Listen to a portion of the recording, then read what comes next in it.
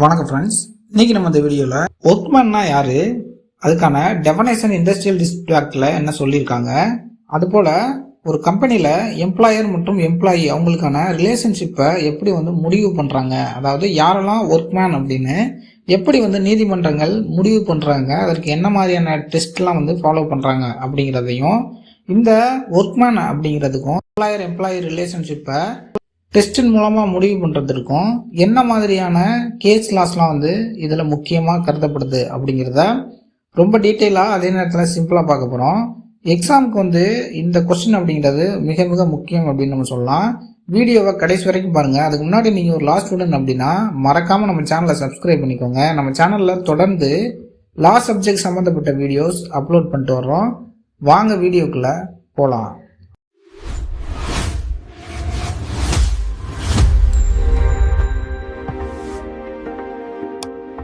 ஒர்க்மேன்னா யார் அப்படின்னு பார்க்கறதுக்கு முன்னாடி ஒரு சின்ன உதாரணம் பார்த்துடலாம். அதாவது சுரேஷ் அப்படிங்கிற ஒரு நபர் ஒரு ஃபேக்ட்ரியில் வேலை பார்த்துட்டு இருக்காரு. அவர் அவரோட கம்பெனியோட யூனிஃபார்ம் தான் போட்டிருக்காரு. அதுபோல் கம்பெனி என்ன டைமுக்கு அவரை வேலைக்கு வர சொல்கிறாங்களோ அந்த டைமுக்கு அவர் வேலைக்கு போகிறாரு. மற்ற நபர்கள் எப்படி ஒர்க் பண்ணுறாங்க அப்படிங்கிற அந்த சூப்பர்வைசிங் ஒர்க்கை பார்க்குறாரு. திடீர்னு ஒரு நாள் கம்பெனி என்ன பண்ணுறாங்க அப்படின்னா அவரை வேலையை விட்டு நீக்கிடுறாங்க. இந்த மாதிரி சூழ்நிலையில் சுரேஷ் என்ன பண்ணுறாருன்னா நீதிமன்றத்திற்கு, அதாவது லேபர் கோர்ட்டுக்கு போகிறாரு. அதாவது அந்த கம்பெனி என்னை வேலையை விட்டு நீக்கிட்டாங்க, நான் அந்த கம்பெனியோட லேபர் ஒர்க்மேன் தான், எனக்கு எந்த ஒரு காம்பன்சேஷனும் அவங்க தரலை, திடீர்னு வேலையை விட்டு நீக்கிட்டாங்க அப்படின்னு சொல்லும் பொழுது அந்த கம்பெனி என்ன சொல்கிறாங்க அப்படின்னா இவர் ஒரு ஒர்க்மேன் கிடையாது, இவர் ஒரு கான்ட்ராக்டர் அப்படின்னு சொல்கிறாங்க.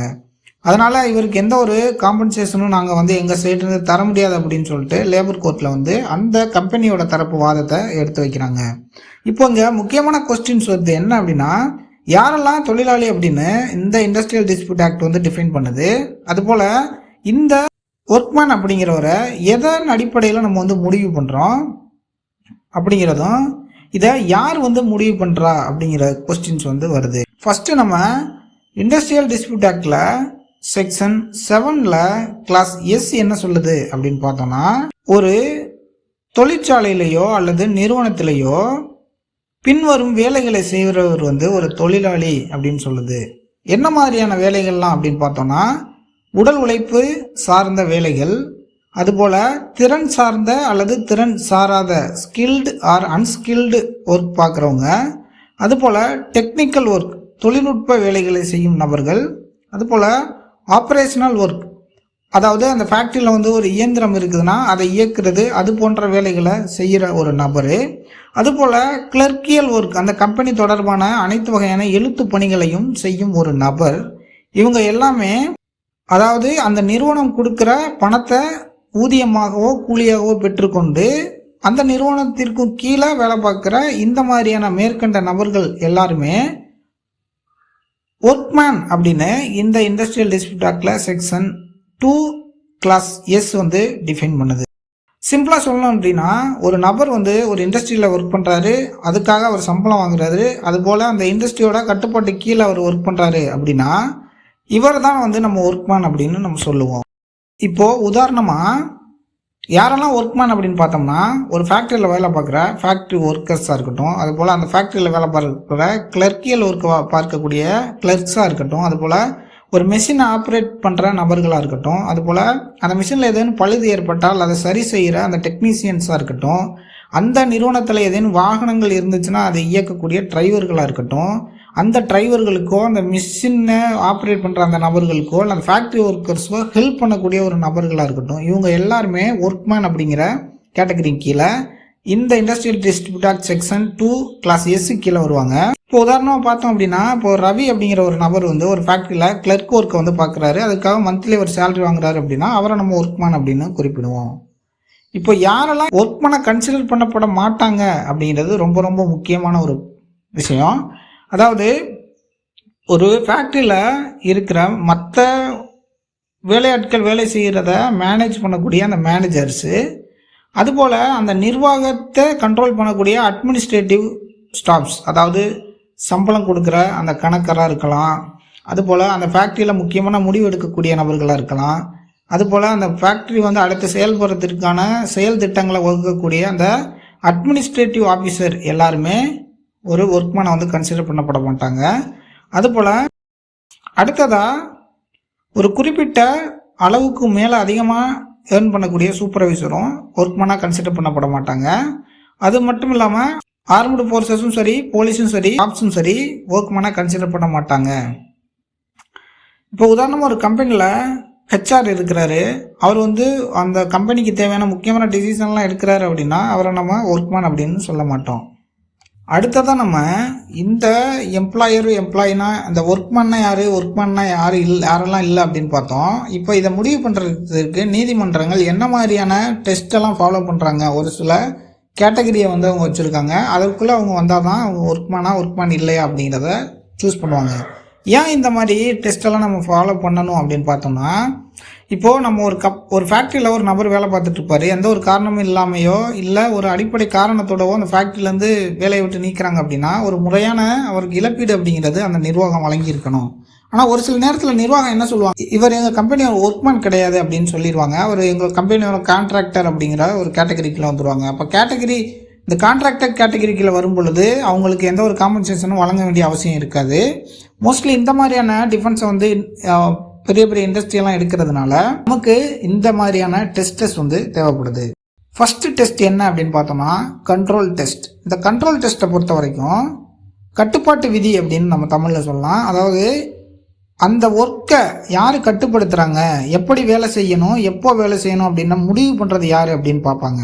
உதாரணமாக ஒரு கம்பெனி வந்து அவங்களோட ஒர்க்கிங் ஹவர்ஸ் எவ்வளவோ அதுபோல் வேலையை எப்படி செய்யணும் அப்படிங்கிற ஒரு இன்ஸ்ட்ரக்ஷன் கொடுக்குறாங்க. அப்படிங்கிற பட்சத்தில் அங்கே ஒரு எம்ப்ளாயி ரிலேஷன்ஷிப் அப்படிங்கிறதா இருக்குது அப்படிங்கிறதா கன்சிடர் பண்ணப்படும்.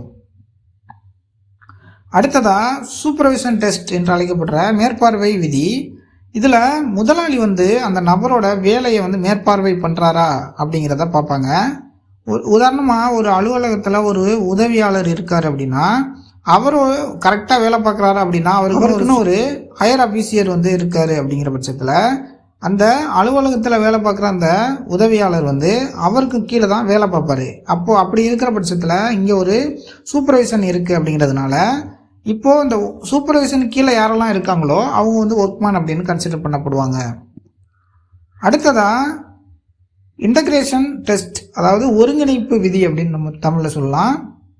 ஒரு தொழிலாளி ஒரு நிறுவனத்தில் ஒரு அங்கமாக ஒரு முக்கியமான பார்ட்டாக இருக்காரா அப்படிங்கிறத கோர்ட் வந்து பார்ப்பாங்க. உதாரணமாக டெய்லி ஃபேக்ட்ரியை சுத்தம் பண்ணுற ஒரு துப்புரவு பணியாளர் இருக்கார் அப்படின்னா அவர் எப்போவுமே அந்த ஃபேக்ட்ரியை வந்து சுத்தம் பண்ணுறதை அவர் வந்து ஒரு வேலையாக வந்து வச்சுருக்காரு. அவர் அந்த நிறுவனம் செயல்படுறதுக்கு ஒரு அங்கமாக இருக்காரு அப்படின்னு கோர்ட் வந்து கன்சிடர் பண்ணுவாங்க. ஆனால் எப்போவாவது அந்த ஃபேக்ட்ரியில் ஒரு பைப்பு லீக்கேஜ் ஆகுது அப்படிங்கிற பட்சத்தில் மட்டும் பிளம்பர் வந்து அந்த ஃபேக்ட்ரியில் அந்த பைப்பை வந்து சரி பண்ணிட்டு போகிறாரு அப்படின்னா இவர் எப்போ தேவையோ அப்போ மட்டும்தான் வந்து செயல்படுறதுனால இவரை வந்து அந்த கம்பெனியோட ஒர்க்மேன் அப்படின்னு கன்சிடர் பண்ண மாட்டாங்க. மாறா இவர் ஒரு கான்ட்ராக்டர் அப்படிங்கிற கேட்டகரி கீழே வருவார். அடுத்ததாக எக்கனாமிக் கண்ட்ரோல் டெஸ்ட் அப்படின்னு சொல்லலாம். பொருளாதார கட்டுப்பாட்டு விதியை பொறுத்த வரைக்கும் இதில் யார் அந்த நபருக்கு சம்பளம் தராங்க, அது மட்டும் இல்லாமல் யாரால் அந்த நபரை வேலையை விட்டு நீக்க முடியும் அப்படிங்கிறத பார்ப்பாங்க. உதாரணத்துக்கு ஒரு கம்பெனி வந்து சம்பளம் கொடுக்குறாங்க அப்படின்னா அவங்க அந்த கம்பெனியில் வேலை பார்க்குற ஒரு நபரை வேலையை விட்டு நீக்க முடியும் அப்படிங்கிற அதிகாரமும் வச்சுருக்காங்க. அப்படின்னா அந்த இரண்டுக்கும் கீழே வேலை பார்க்குற அந்த நபர் வந்து ஒர்க்மேனாக கன்சிடர் பண்ணப்படுவார். அடுத்ததாக பொதுவாக வந்து நீதிமன்றங்கள் வந்து இந்த மாதிரியான டெஸ்ட்டை வந்து ஃபாலோ பண்ணும் பொழுது ஒரே டெஸ்ட்டை மட்டும் அப்ளை பண்ண மாட்டாங்க, மாறா மல்டிபிள் டெஸ்ட்டையும் வந்து அப்ளை பண்ணுவாங்க. உதாரணமாக யாரோட கட்டுப்பாட்டு கீழே அவர் வேலை பார்க்குறாரு, அவங்களுக்கு மேலே சூப்பர்வைசன் அப்படிங்கிறது இருக்கா, சம்பளம் தர்றாங்களா, அதே நேரத்தில் வேலையை விட்டு நீக்கிற அந்த தன்மையும் அந்த நபர்கிட்ட இருக்கா அப்படின்னு பார்ப்பாங்க.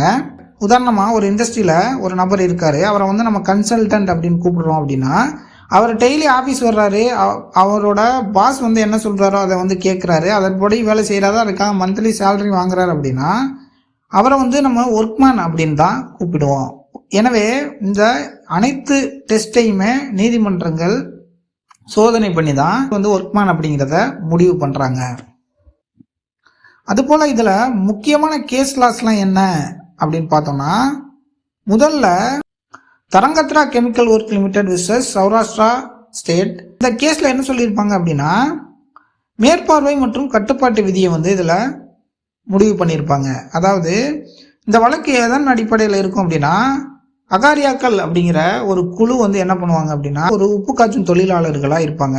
இவங்க எந்த அளவு உப்பு உற்பத்தி பண்ணுறாங்களோ அதற்கு ஏற்ற மாதிரி கூலி வந்து அந்த நிர்வாகம் வந்து கொடுத்துட்ருப்பாங்க. அதுபோல் அந்த உப்பு உற்பத்தியில் அந்த நபர்கள் வந்து அவங்களுடைய குடும்பத்தையும் இன்வால்வ் பண்ணுறதுக்கான தகுதி வந்து அவங்களுக்கு இருக்கும். அவங்களுக்கு கீழே ஒரு நபர்களை வேலைக்கு வச்சுக்கிற சுதந்திரமும் அவங்களுக்கு கொடுத்துருப்பாங்க. இவங்களுக்குன்னு எந்த ஒரு வேலை நேரமும் இருக்காது. அவங்க எப்போ வேணாலும் வரலாம், அவங்களோட வேலையை முடிச்சுட்டு அவங்க போகலாம் அப்படிங்கிற ஒரு கான்செப்டில் இருப்பாங்க. இவங்க திடீர்னு வேலை இல்லாமல் போகும் பொழுது நீதிமன்றத்தை அணுகும் பொழுது அந்த நிறுவனம் என்ன சொல்லுது அப்படின்னா, இவங்க வந்து இண்டிபெண்ட் கான்ட்ராக்டர் அப்படின்னு சொல்லுவாங்க. அதாவது நாங்கள் அவங்கள கட்டுப்படுத்தலை, அவங்க தான் அவங்களோட வேலை டயத்தை வந்து முடிவு பண்ணுறாங்க. அதனால் அவங்க வந்து எங்களோட ஒர்க்மேன் கிடையாது, அவங்க வந்து கான்ட்ராக்டர் அப்படின்னு சொல்லுவாங்க. ஆனால் நீதிமன்றம் என்ன சொல்லியிருப்பாங்க அப்படின்னா, இவங்களும் தொழிலாளி தான் அப்படின்னு குறிப்பிட்டிருப்பாங்க. ஏன் அப்படின்னா, ஒரு முதலாளி என்ன சொல்கிறாரோ அவருக்கு கீழே அந்த வேலையை வந்து செய்கிற நபர்களாக இருக்காங்க. அந்த தொழில் உப்பு காய்ச்சறதா இருந்தாலுமே அது எவ்வளவு தயாரிக்கணும், அதை எப்படி செய்யணும் அப்படின்னு சொல்கிறதும் அந்த முதலாளியாக இருக்கிறாரு. இங்கே வந்து அவரோட கண்ட்ரோல் கீழே தான் அந்த வேலை வந்து நடைபெறுது. எனவே இங்கே முதலாளி தொழிலாளர் உறவு அப்படிங்கிறது இருக்குது. இவங்க வந்து எந்த வகையிலையும் கான்ட்ராக்டர் கிடையாது, உங்களுடைய ஒர்க்மேன் தான் அப்படின்னு நீதிமன்றம் முடிவு செஞ்சுருப்பாங்க. அடுத்ததா மிக முக்கியமான ஒரு கேஸ் என்ன அப்படின்னு பார்த்தா, May Baker India limited versus workman. இது வந்து 1961 நடந்த ஒரு கேஸ். இந்த கேஸில் என்ன சொல்லியிருப்பாங்க அப்படின்னா, சேல்ஸ் ரெப்ரசன்டேட்டிவ் வந்து தொழிலாளியா இல்லையா அப்படிங்கிற ஒரு கொஸ்டின்ஸ் வந்து அதை பற்றி டிஸ்கஸ் பண்ணியிருப்பாங்க. முகர்ஜி அப்படிங்கிற ஒரு நபர் வந்து ஒரு மெடிக்கல் ரெப்ரசன்டேட்டிவாக வந்து வேலை பார்த்துட்டு இருப்பாரு. அவரோட வேலை என்னவா இருக்கும் அப்படின்னா, அவர் டாக்டர்ஸை பார்த்து அதுபோல் மெடிக்கலுக்கும் போய் தேவையான மருந்துகளை வந்து ஆர்டர் எடுத்து அந்த நிறுவனத்திற்கு அந்த ஆர்டரை வந்து கொடுக்குற வேலையை வந்து செஞ்சுட்டு வருவார்.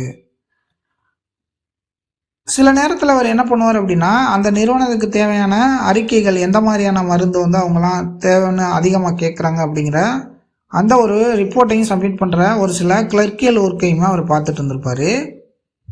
இப்போது அவரை வந்து அந்த நிறுவனம் வந்து பணியிலேருந்து நீக்கி இருக்கும்போது அவர் வந்து லேபர் கோர்ட்டுக்கு காம்பன்சேஷன் கேட்டு போயிருப்பார். இப்போ அந்த நிறுவனம் என்ன சொல்லியிருக்கோம் அப்படின்னா, இவர் வந்து தொழிலாளி இல்லை அப்படிங்கிற மாதிரி சொல்லியிருப்பாங்க. அதுக்கு இவர் வந்து அந்த நிறுவனம் வேலையை விட்டு நீக்கும் பொழுது அவர் தான் ஒரு தொழிலாளி அப்படின்னு சொல்லிட்டு நீதிமன்றத்தை அணுகியிருப்பார். அதுக்கு நீதிமன்றம் என்ன சொல்லியிருப்பாங்க அப்படின்னா, இவர் வந்து ஒரு ஒர்க்மேன் கிடையாது அப்படின்னு சொல்லியிருப்பாங்க. அதுக்கு ரீசன் என்ன சொல்லியிருப்பாங்க அப்படின்னா, இப்போ அந்த நபரோட அந்த முகர்ஜியோட பணி என்னவா இருந்துச்சு அப்படின்னா, அந்த நிறுவனம் தயாரிக்கிற அந்த பொருளை வந்து அதோட உற்பத்தியை வந்து பெருக்கிறது தானே தவிர அவர் எந்த ஒரு வகையிலையும் உடல் உழைப்பை வந்து செய்யலை. அதுபோல் அவர் வந்து எப்போவாவது அந்த ரிப்போர்ட்டை வந்து சப்மிட் பண்ணுறது அந்த மாதிரியான ஒர்க்கை வந்து பார்த்துருக்காரு. எனவே அவர் வந்து தொழிலாளிக்குள்ளே அந்த ஒர்க்மேன் அப்படிங்கிற கேட்டகரிக்குள்ளே வரமாட்டார் அப்படின்னு சொல்லிட்டு இந்த நீதிமன்ற தீர்ப்பு வந்து சொல்லியிருக்கோம். அதுக்கப்புறம் தான் விற்பனை பிரதி, அதாவது சேல்ஸ் ரெப்ரசன்டேட்டிவ்க்குன்னு தனியாக வந்து ஒரு ஆக்ட் வந்து கொண்டு வந்திருப்பாங்க. அடுத்த முக்கியமான கேஸ் என்ன, Burma Shell oil storage versus Burma Shell management staff association. இது 1970 நடந்த வந்து ஒரு கேஸ் அப்படின்னு சொல்லலாம். இந்த கேஸில் அவரோட முக்கியமான கான்செப்ட் என்னன்னா, ஒரு தொழில்நுட்ப உதவியாளர்கள் வந்து தொழிலாளியா அப்படிங்கிறத வந்து டிஸ்கஸ் பண்ணியிருப்பாங்க. இந்த வழக்கில் என்ன இருக்கும் அப்படின்னா, பிரச்சனைகள் எங்கே உருவாகிருக்குன்னா, அவங்களுக்குள்ளே அந்த மேனேஜ்மெண்ட் ஸ்டாஃபுக்குள்ளே வந்து ஒரு பிரச்சனைகள் வந்து உருவாகிருக்கும். அதாவது அந்த மேனேஜ்மெண்ட்டில் இருக்கிற ஸ்டாஃப்ஸான டிரான்ஸ்போர்ட் இன்ஜினியர் போன்ற நபர்கள் வந்து ஒர்க்கரா அப்படிங்கிற வந்து கொஸ்டின் எழுந்திருக்கும். அதுக்கு நீதிமன்றம் என்ன சொல்லியிருப்பாங்க அப்படின்னா, ஒரு அந்த மேனேஜிங் ஸ்டாஃபோட ஒர்க்கிங் கண்டிஷனை வந்து ஆராய்ச்சி பண்ணியிருப்பாங்க. உதாரணமாக போக்குவரத்து மேற்பார்வையாளர் இருக்கார் அப்படின்னா, டிரான்ஸ்போர்ட் மேனேஜர் அவர் வந்து அந்த வாகனங்கள் வந்து பழுதை வந்து வேலை செய்கிறத வந்து மேற்பார்வை மட்டுமே பண்ணும் பொழுது இவர் அட்மினிஸ்ட்ரேட்டிவ் ஸ்டாஃபாக கன்சிடர் பண்ணப்படுவார். இவர் வந்து ஒர்க்மேன் கிடையாது அப்படின்னு சொல்லுவாங்க. அடுத்ததாக ஃபியூலிங் சூப்பர்டன்ட், அதாவது அந்த ஃபியூல் நிரப்புறதற்கு தேவையான வேலைகளை வந்து செய்கிற ஒரு நபராக இருப்பார். இவர் நேரடியாகவே அந்த ஃபியூலை வந்து வாகனங்களில் ஃபில் பண்ணுறது இல்லை மற்ற இதுக்கு வந்து அந்த ஃபியூலை எடுத்துகிட்டு போகிறது அந்த மாதிரியான வேலைகளை அவரோட மேன் பவரை வந்து அதில் செலுத்தி இருக்கிறதுனால இவர் வந்து ஒர்க்மேன் அப்படின்னு கன்சிடர் பண்ணியிருப்பாங்க. இதில் என்ன மாதிரியான விஷயத்தை கோர்ட்டு பார்த்துருப்பாங்க அப்படின்னா, ஒரு நபர் வந்து தன்னோட தொழில்நுட்ப அறிவை எப்படி பயன்படுத்தியிருக்காரு அப்படின்னு பார்த்துருப்பாங்க. அதாவது அவருடைய தொழில்நுட்ப அறிவை வந்து அவர் வந்து வேலை செய்ய பயன்படுத்துகிறாரு அப்படின்னா அவர் தொழிலாளியாக கன்சிடர் பண்ணப்படுவார். அதே அறிவை அவர் மற்றவங்களை மேற்பார்வை செய்ய பயன்படுத்தினா அவர் வந்து தொழிலாளி இல்லை அப்படின்னு நீதிமன்றம் வந்து குறிப்பிட்டிருப்பாங்க. போல நம்ம சேனலில் நிறைய வீடியோஸ் இருக்குது, தொடர்ந்து வாட்ச் பண்ணுங்கள். தேங்க்யூ ஃபார் வாட்சிங். Have a great day.